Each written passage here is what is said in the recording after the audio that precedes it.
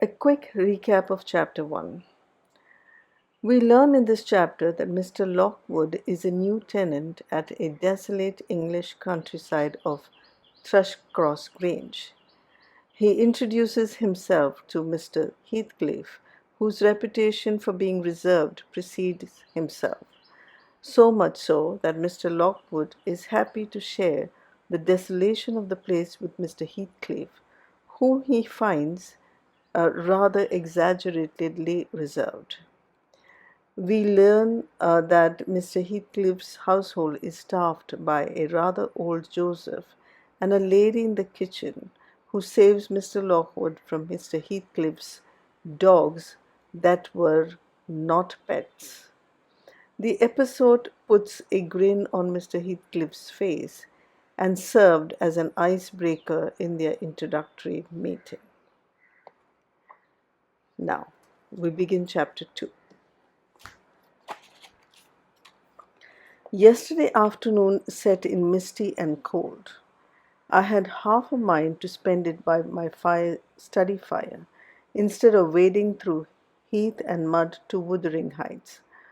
On coming up from dinner, however, note, I dined between 12 and 1 o'clock. The housekeeper, a matronly lady, taken as a fixture along with the house, could not or would not comprehend my request that I might be served at 5.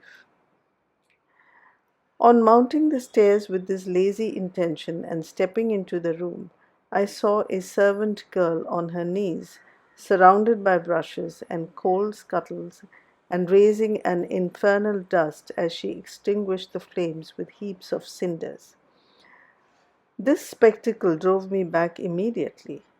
I took my hat, and after a 4 miles walk, arrived at the Heathcliff's garden gate just in time to escape the first feathery flakes of a snow shower. On that bleak hilltop the earth was hard with a black frost, and the air made me shiver through every limb. Being unable to move the chain, I jumped over, and, running up the flagged causeway bordered with straggling gooseberry bushes, knocked vainly for admittance till my knuckles tingled and the dogs howled. "Wretched inmates," I ejaculated mentally. "You deserve perpetual isolation from your species for your churlish inhospitality. At least I would not keep my doors barred in the daytime. I don't care. I will get in." So resolved, I grasped the latch and shook it vehemently. Vinegar-faced Joseph projected his head from a round window of the barn. "What are ye for?" he shouted. "Te master's dan it fault. Go round by the end of the late if ye went to speak, tell him." "Is there nobody inside to open the door?" I hallooed responsively. "There's no but missus, and she'll not open't a young mak year Fadum's deans te neat." "Why? Cannot you tell her who I am, Joseph?" "None near me. I'll have no hand wit," muttered the head, vanishing. The snow began to drive thickly. I seized the handle to essay another trial, when a young man without coat and shouldering a pitchfork appeared in the yard behind. He hailed me to follow him, and, after marching through a wash-house and a paved area containing a coal shed, pump, and pigeon cote, we at length arrived in a huge, warm, cheerful apartment where I was formally received.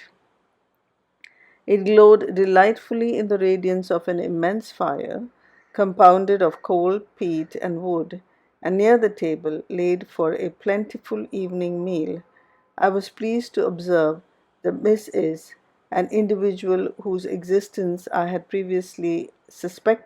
never previously suspected. I bowed and waited, thinking she would bid me to take a seat.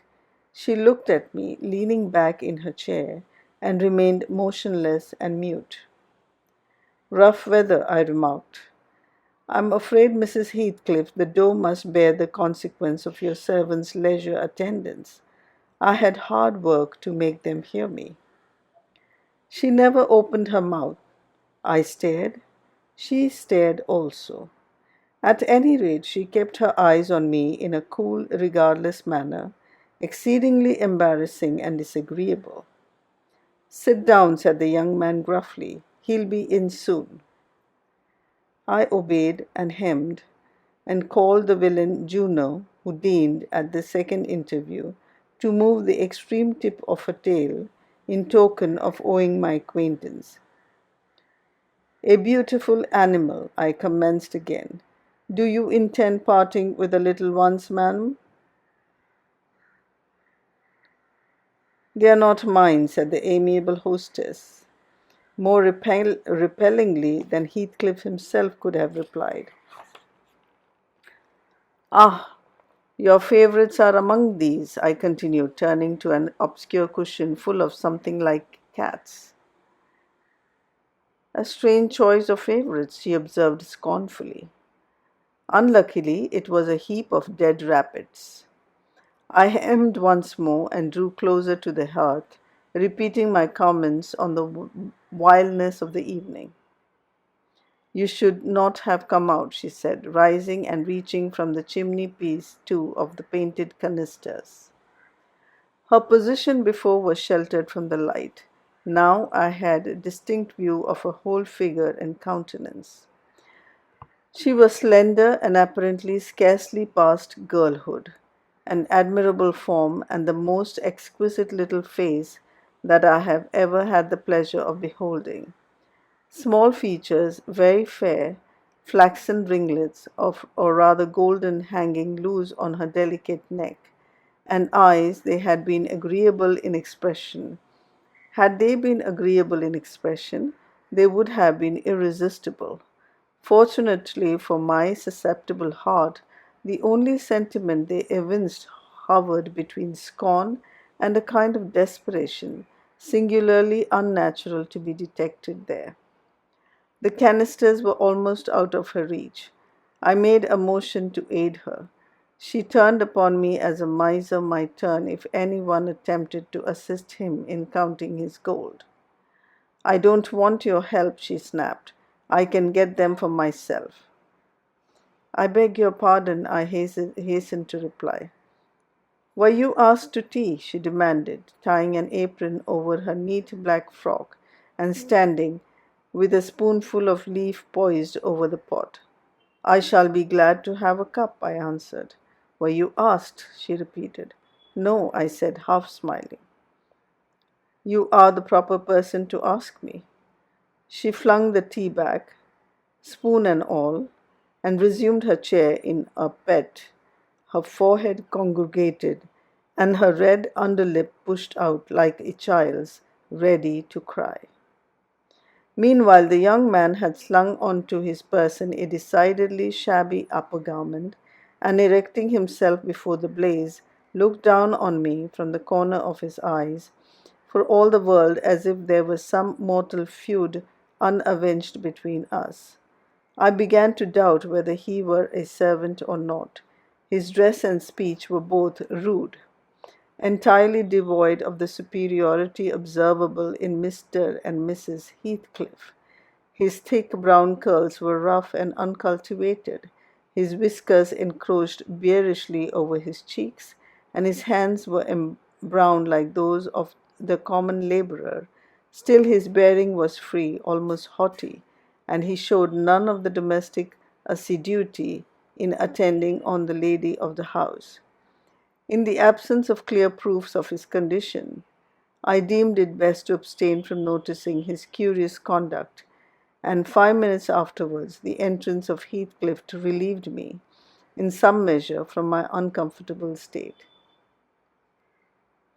You see, sir, I am come, according to promise, I exclaimed, assuming the cheerful, and I fear I shall be weather-bound for half an hour, if you can afford me shelter during that space. Half an hour, he said, shaking the white flakes from his clothes. I wonder you should select the thick of a snowstorm to ramble about in. Do you know that you run a risk of being lost in the marshes?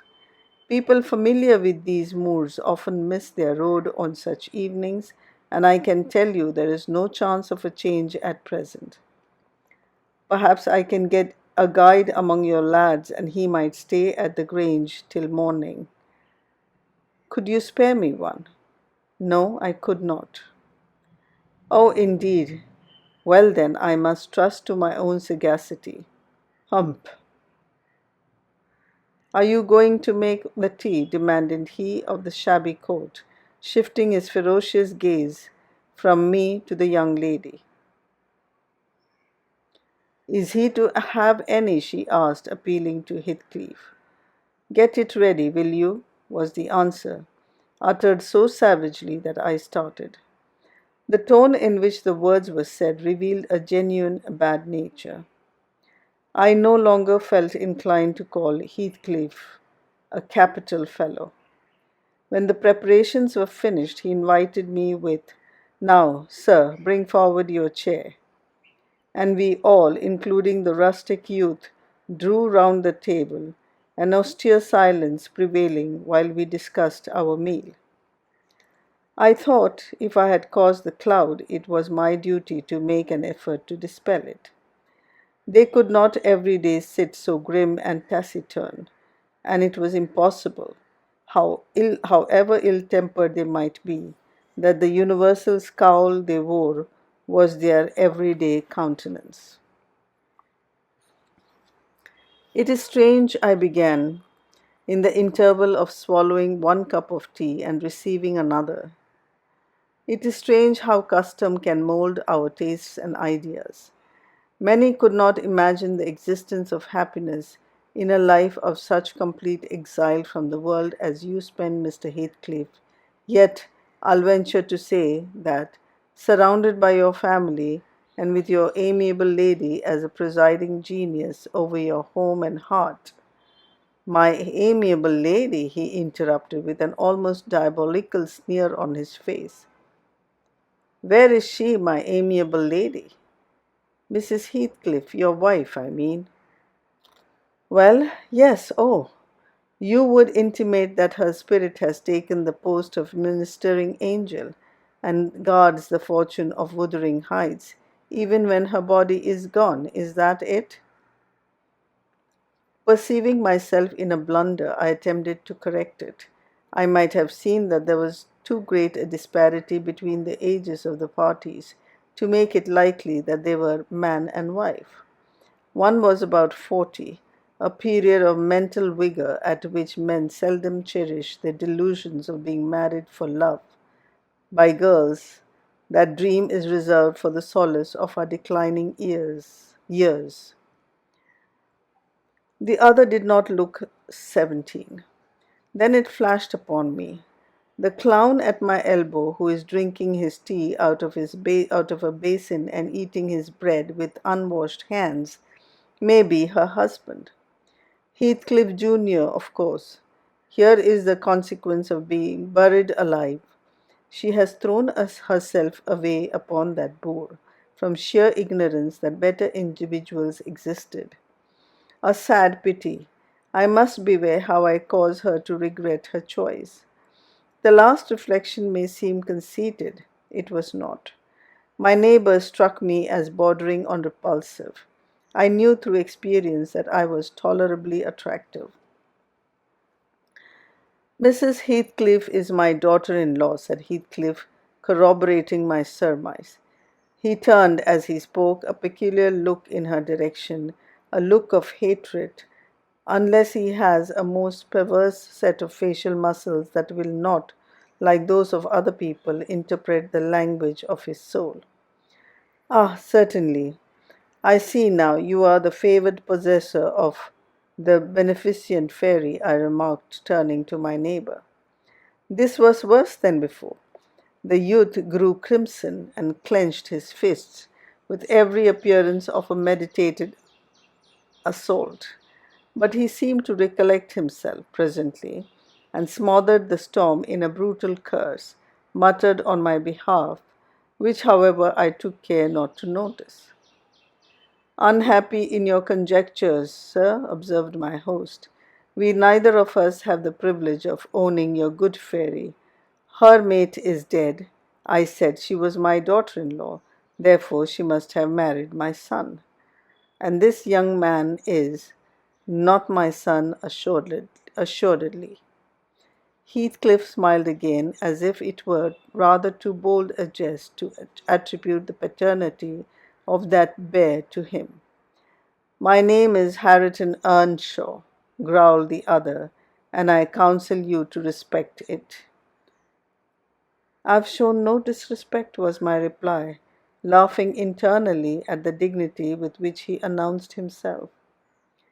He fixed his eye on me longer than I cared to return the stare, for fear I might be tempted either to box his ears or render my hilarity audible. I began to feel unmistakably out of place in that pleasant family circle. The dismal spiritual atmosphere overcame and more than neutralized the growing physical comforts around me, and I resolved to be cautious how I ventured under those rafters a third time. The business of eating being concluded, and no one uttering a word of sociable conversation, I approached a window to examine the weather. A sorrowful sight I saw. Dark night coming down prematurely, and sky and hills mingled in one bitter whirl of wind and suffocating snow.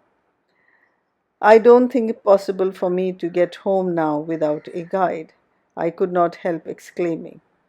The roads will be buried already, and if they were bare, I could scarcely distinguish a foot in advance. Hareton, drive those dozen sheep into the barn porch. They'll be covered if left in the fold all night, and put a plank before them, said Heathcliff. How must I do? I continued with rising irritation. There was no reply to my question, and on looking around, I saw only Joseph bringing in a pail of porridge for the dogs, and Mrs. Heathcliff leaning over the fire, diverting herself with burning a bundle of matches which had fallen from the chimney piece as she restored the tea canister to its place. The former, when he had deposited his burden, took a critical survey of the room and in cracked tones grated out, "I wonder Hagia can fashion to stand there idleness and war when all of them gone cut. But they're not a tout, and it's now use talking. Y'all never mend ear illways, but go right straight to devil like a mother before ye." I imagined for a moment that this piece of eloquence was addressed to me, and sufficiently enraged, stepped towards the aged rascal with an intention of kicking him out of the door. Mrs. Heathcliff, however, checked me by her answer. "You scandalous old hypocrite," she replied. "Are you not afraid of being carried away bodily when you mention the devil's name? I warn you to refrain from provoking me, or I'll ask your abduction as a special favor." "Stop. Look here, Joseph," she continued, taking a long dark book from a shelf. "I'll show you how far I've progressed in the black art. I shall soon be competent to make a clear house of it. The red cow didn't die by chance, and your rheumatism can hardly be reckoned among providential visitations." "Oh, wicked, wicked," gasped the elder. "May the Lord deliver us from evil." "No, reprobate, you are a castaway. Be off, or I'll hurt you seriously. I'll have you all modelled in wax and clay, and the first who passes the limits I fix I'll not say what he shall be done to, but you'll see. Go, I'm looking at you." The little witch put a mock malignity into her beautiful eyes, and Joseph, trembling with sincere horror, hurried out, praying and ejaculating "wicked" as he went. I thought her conduct must be prompted by a species of deary fun, and now that we were alone, I endeavored to interest her in my distress. Mrs. Heathcliff, I said earnestly, you must excuse me for troubling you. I presume because with that face I'm sure you cannot help being good-hearted. Do point out some landmarks by which I may know my way home. I have no idea how to get there, then you would know how to get to London. Take the road you came, she answered, ensconcing herself in a chair, with a candle and the long book open before her. It's a brief advice, but as sound as I can give. Then, if you hear me being discovered dead in a bog or a pit full of snow, your conscience won't whisper that it is partly your fault. How so? I cannot escort you. They wouldn't let me go to the end of the garden wall. You? I should be very sorry to ask you to cross the threshold for my convenience on such a night, I cried. I want you to tell me my way, not to show it, or else to persuade Mr. Heathcliff to give me a guide. Who? There is himself, Earnshaw, Zillah, Joseph, and I. Which would you have? Are there no boys at the farm? No, those are all. Then it follows that I am compelled to stay. That you may settle with your host, I have nothing to do with it.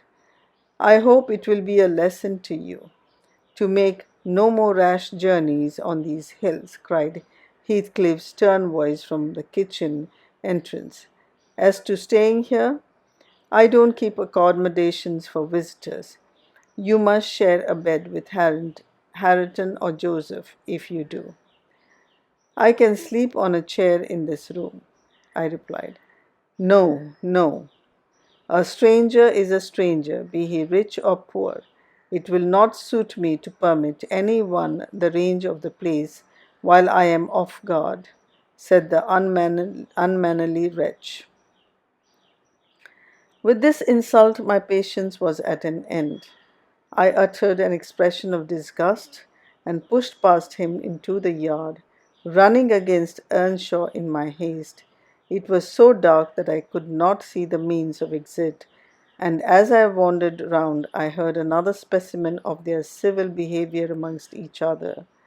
At first, a young man appeared about to befriend me. I'll go with him as far as the park, he said. You'll go with him to hell, exclaimed his master, or whatever relation he bore. And who is to look after the horses, eh? A man's life is of more consequence than one evening's neglect of the horses. Somebody must go, murmured Mrs. Heathcliff more kindly than I expected. Not at your command, retorted Harriton. If you set store on him, you'd better be quiet. Then I hope his ghost will haunt you, and I hope Mr. Heathcliff will never get another tenant till the Grange is a ruin, she answered sharply. Hearken, hearken, shoes cursing on them, muttered Joseph, towards whom I had been steering. He sat within earshot, milking the cows by the light of a lantern, which I seized unceremoniously, and, calling out that I would send it back on the morrow, rushed to the nearest postern. Meister, Meister, his stolen lantern, shouted the ancient, pursuing my retreat. Hey, Nasher! Hey, dog! Hey, wolf! Hold him! Hold him! On opening the little door, two hairy monsters flew at my throat, bearing me down and extinguishing the light, while a mingled guffaw from Heathcliff and Harrington put the capstone on my rage and humiliation. Fortunately, the beasts seemed more bent on stretching their paws and yawning and flourishing their tails than devouring me alive, but they would suffer no resurrection, and I was forced to lie till their malignant masters pleased to deliver me. Then, hatless and trembling with wrath, I ordered the miscreants to let me out on their peril to keep me 1 minute longer with several incoherent threats of retaliation that, in their indefinite depth of virulency, smacked of King Lear. The vehemence of my agitation brought on a copious bleeding at the nose, and still Heathcliff laughed, and still I scolded.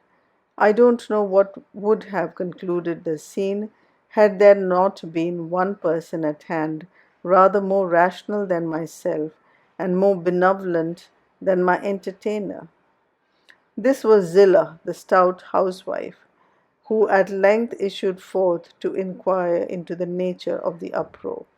She thought that some of them had been laying violent hands on me, and not daring to attack her master, she turned her vocal artillery against the young scoundrel. "Well, Mr. Earnshaw," she cried, "I wonder what you'll have agate next. Are we going to murder folk on our very doorstones? I see this house will never do for me. Look at the poor lad. He's fair a choking. Wisht, wisht, you mustn't go on. Come in and I'll cure that. There now. Hold ye still." With these words she suddenly splashed a pint of icy water down my neck and pulled me into the kitchen. Mr. Heathcliff followed, his accidental merriment expiring quickly in his habitual moroseness. I was sick exceedingly, and dizzy and faint, and thus compelled perforce to accept lodgings under his roof. He told Zillah to give me a glass of brandy, and then passed on to the inner room, while she condoled with me on my sorry predicament, and having obeyed his orders, whereby I was somewhat revived, ushered me to bed. End of chapter 2.